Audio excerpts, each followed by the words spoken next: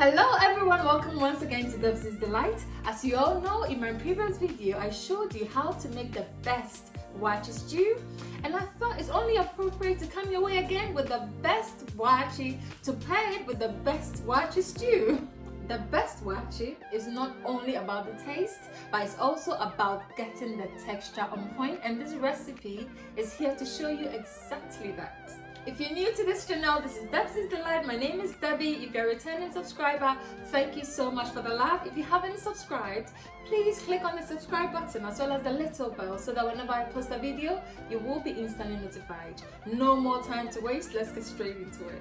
For this, you need your rice, your waakye leaves or sorghum leaves, of course your beans, some coconut oil, salt, and here I've got my allspice. It adds a lot of flavor to your waakye, as well as bay leaves. Don't forget to check the description box for the exact quantities of ingredients. So I soaked my beans for 30 minutes to reduce some of the gas and also to reduce the cooking process. I'll wash it one more time and we'll set it on fire and start with our waakye. I'll discard the water I used to soak the beans and wash the beans again with fresh water.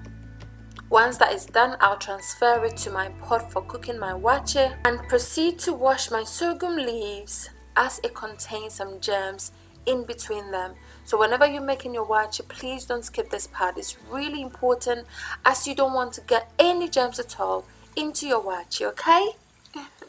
Apart from the color sorghum leaves add to your waakye, it has a lot of health benefits as well. It improves your vitality because it contains a lot of iron. So it's really a good addition to your waakye, so don't omit it, okay? So I've added my washed leaves to my beans to start with the cooking process, as well as enough water. We all know that beans takes a while to cook. So I add enough to be able to cook the beans as well as the rice. Once your beans cooks for a while, I'm not really giving time here as it can differ with the kind of cooker you're using.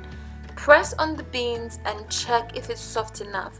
The way to check is once you press it, the inside of the beans will be powdery form. Not really powder, but yeah, powdery, okay?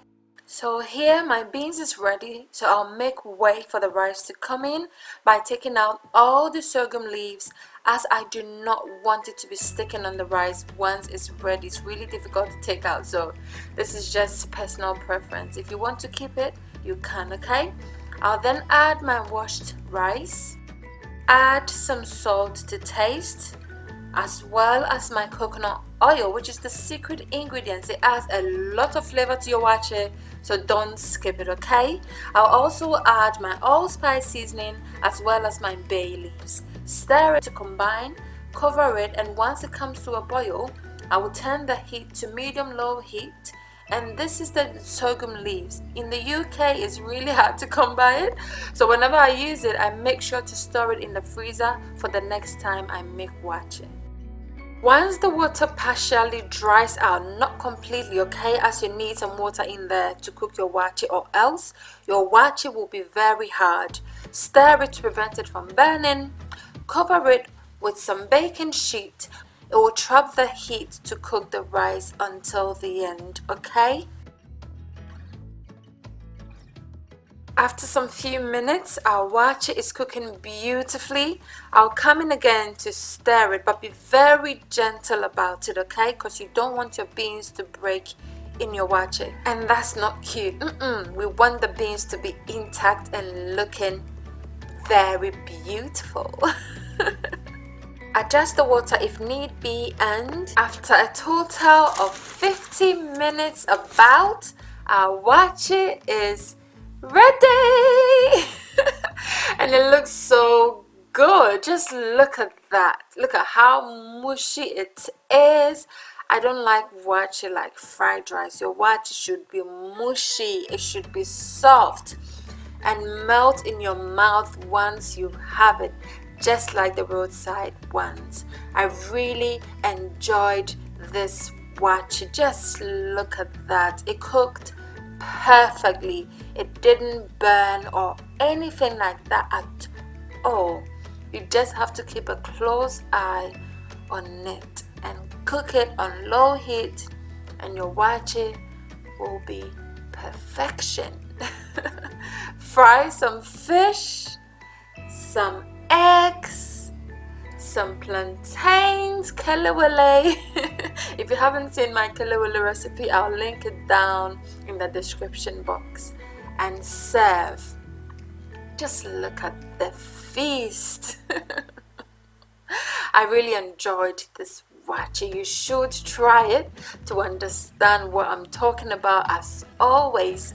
And yes, I'm going to serve it with these leaves. They are very healthy. They give a unique taste to your waakye when you serve them in this leaf. And just look at that waakye stew, so juicy, and it's even tasty. If you haven't seen the recipe, I posted it in my previous video. Check the link above, click on it now, and do watch it. You will definitely thank me later. I'll serve some egg with it as well, and of course some shito. If you haven't seen the shito recipe, it's linked down in the description box. Don't forget to check it, okay? And of course some pear. This meal is balanced, it's tasty, and it's time to taste. So it's all ready now, and I'm sure whoever tastes this meal is going to love it. So to taste for us today is the sweetest. She's already here, my sweetheart Priscilla. Wow. Let me take the whole thing. Thank you. Oh my days. So that's how good the food is. You just need to try it for yourself to understand what we are all talking about here. My husband is behind the scenes here waiting to have this. We have to go now. Bye.